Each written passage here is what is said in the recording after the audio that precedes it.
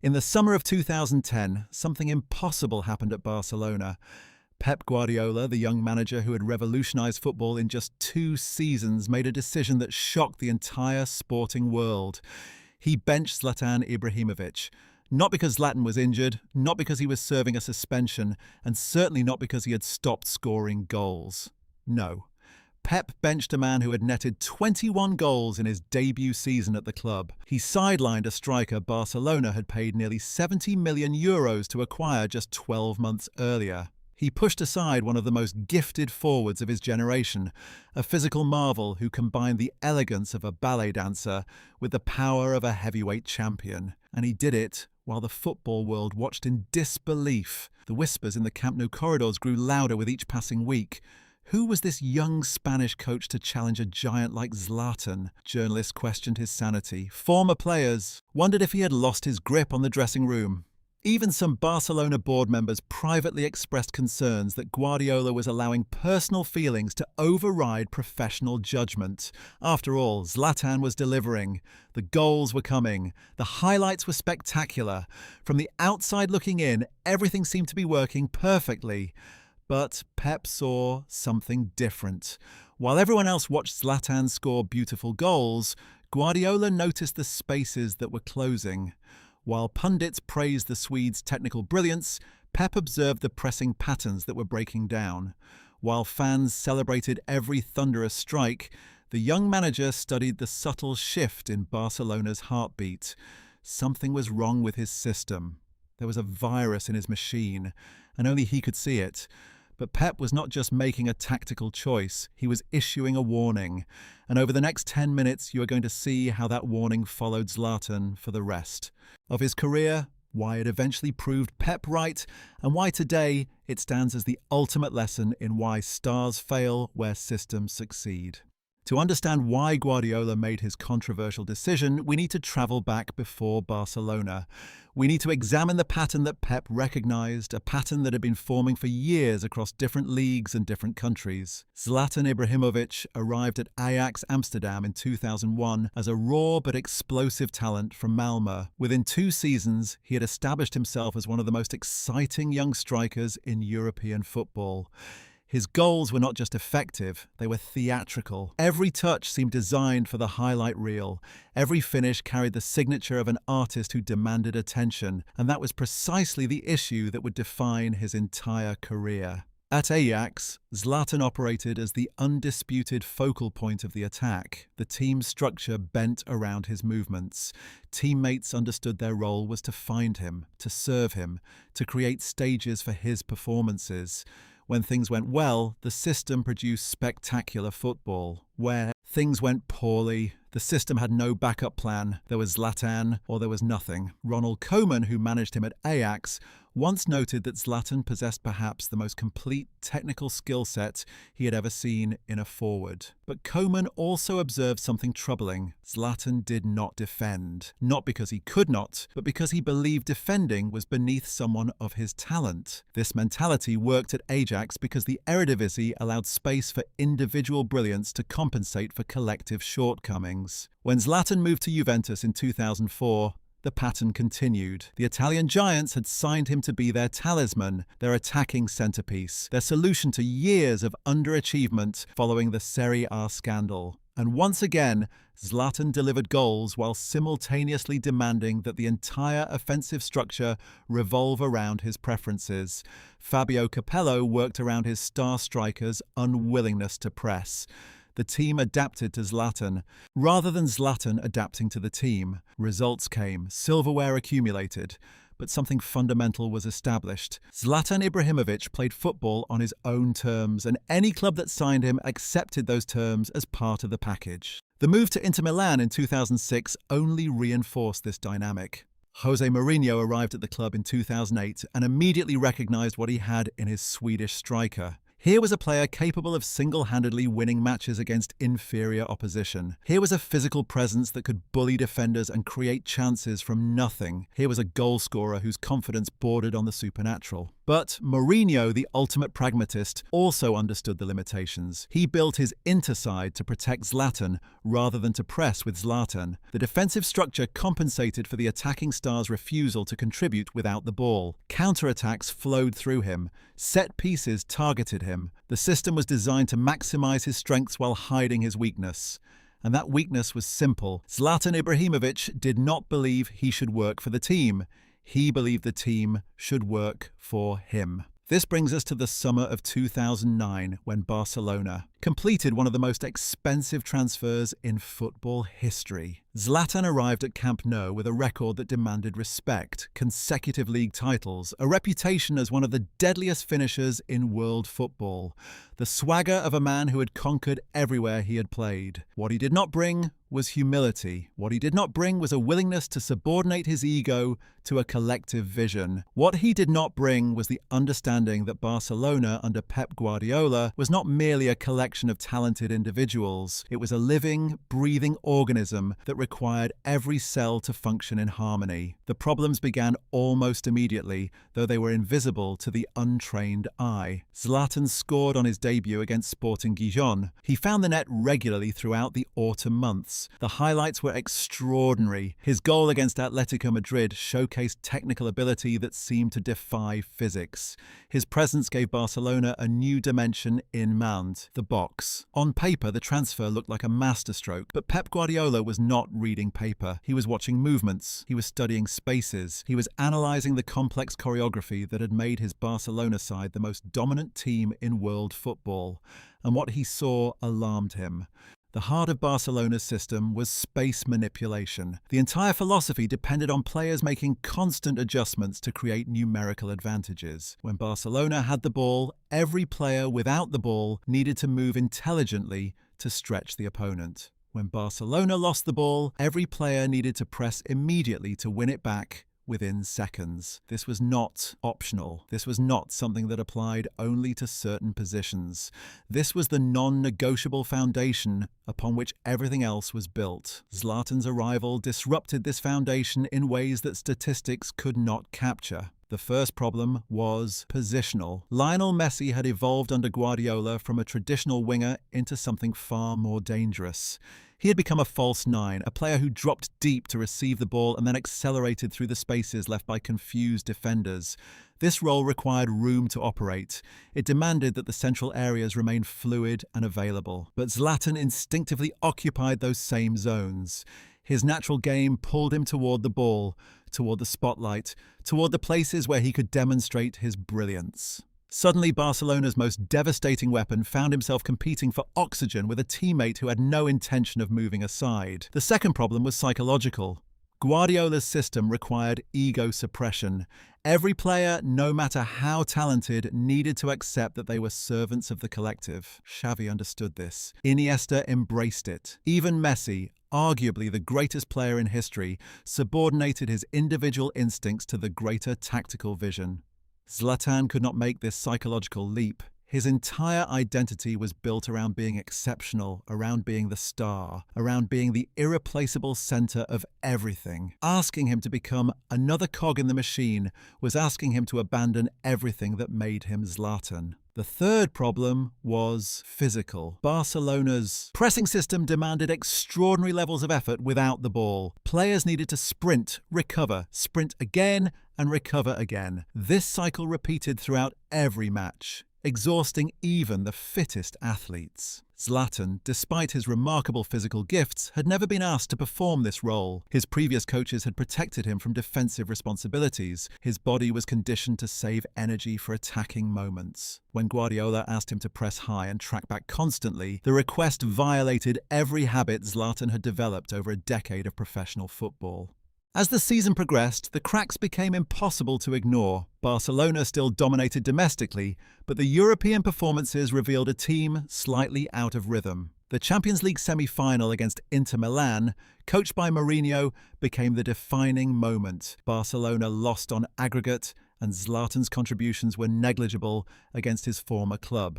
More importantly, the watching world saw a Barcelona side that looked slower, more predictable, and less fluid than the unit that had conquered Europe the previous season. Guardiola saw the diagnosis confirmed. The operating system had a virus, and the virus wore number 9. The decision came in the following weeks. Zlatan would be sold. The €40 million loss would be accepted.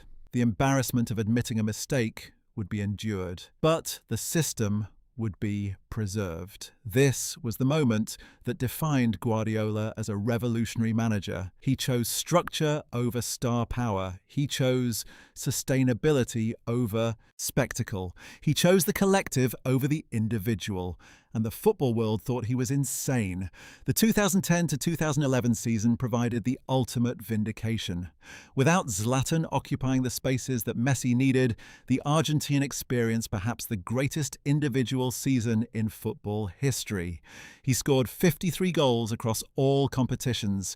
He assisted countless more. He became the conductor of an orchestra that played in perfect harmony. Barcelona dominated domestically, securing La Liga with ruthless efficiency. Then came the Champions League final at Wembley against Manchester United. Barcelona did not just win. They administered a footballing lesson that Sir Alex Ferguson later called the greatest performance he had ever seen against one of his teams. Xavi controlled the tempo. Iniesta glided between the lines. Messi devastated the centre. Everything flowed, everything connected. Everything worked precisely as Guardiola had envisioned. The prophecy had been fulfilled. The uncomfortable truth was now undeniable. Barcelona's greatest triumph came only after the superstar had been removed. The team that conquered Europe was not diminished by Zlatan's absence. It was liberated by it. The system, freed from the weight of accommodating a player who could not adapt, achieved its maximum potential. Pep had seen the future while everyone else was blinded by the present. He had made the decision that appeared crazy in the moment, but revealed itself as genius in retrospect. And this was just the beginning of the pattern. Consider what happened to Zlatan after Barcelona. He moved to AC Milan, where he again became the centerpiece of the attack. He scored goals. He won a Serie A title, but Milan never seriously challenged for the Champions League. The same pattern continued at Paris Saint-Germain, where he accumulated domestic trophies while European glory remained frustratingly elusive. 4 consecutive league titles in France, 0 Champions League finals. The goals kept coming. The individual brilliance remained undimmed.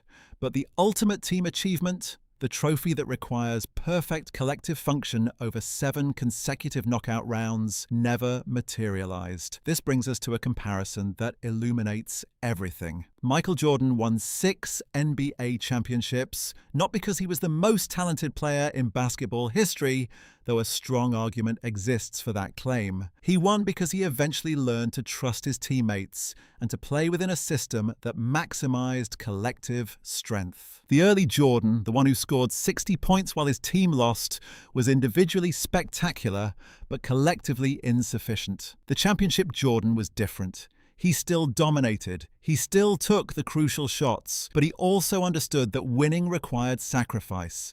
Zlatan never made this evolution. He remained the 60-point scorer throughout his career. Magnificent in isolation, ultimately incomplete when the higher stakes demanded total team function. Luis Enrique encountered this same dynamic with Kylian Mbappe at Paris Saint-Germain, and later reflected on similar challenges when analysing modern football's star system. The pattern repeats across generations and across sports. Individual brilliance without collective integration produces regular season success and playoff disappointment. The stars who learn to press, to defend, to sacrifice their bodies and their statistics for team success become champions. The stars who refuse, no matter how gifted, find the ultimate prizes just beyond reach. Zlatan's career statistics are extraordinary. Over 500 career goals, league titles in 4 different countries, individual awards that fill entire trophy rooms. But examine the absence. No Champions League title, no World Cup triumph, no European Championship victory. The tournament football, the knockout football, the football that requires every player to function as part of a perfect machine rather than as a solo artist supported by backing musicians, never yielded its ultimate rewards to the Swedish genius.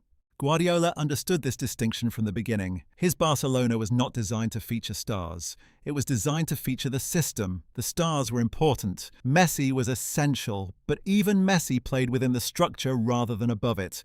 When Messi pressed the entire team gained an extra defender in high positions. When Messi dropped deep, he created space for teammates rather than demanding the ball. When Messi sacrificed a goal-scoring opportunity to make the tactically correct pass, he demonstrated the mentality that separates championship teams from merely talented collections of individuals. Zlatan could never accept this role. His psychological makeup, the supreme confidence that made him such a devastating attacker, also prevented him from embracing subordination to a collective idea. He needed to be the alpha. He needed to be the focal point. He needed teammates to adjust to him rather than adjusting to teammates. This is not a criticism of his character. It is an observation of his nature. Some players are built to be system pieces, others are built to be system centres. Zlatan was the latter, and Guardiola's system could not accommodate a second son when Messi was already providing all the light. The lesson extends far beyond football. Every organisation faces this tension between individual brilliance and collective function. The temptation to acquire the most talented person, regardless of fit, leads countless companies into dysfunction. The belief that talent alone solves problems ignores the complex chemistry that produces sustained excellence.